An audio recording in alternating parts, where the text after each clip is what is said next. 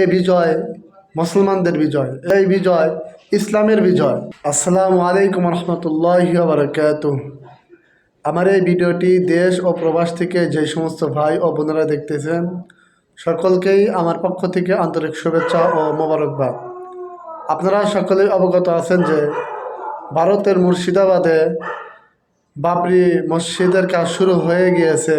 আলহামদুলিল্লাহ। আসলে এই বিজয় মুসলমানদের বিজয়, এই বিজয় ইসলামের বিজয়। सबको खबर है, सबको पता है, फिर भी है लाजिम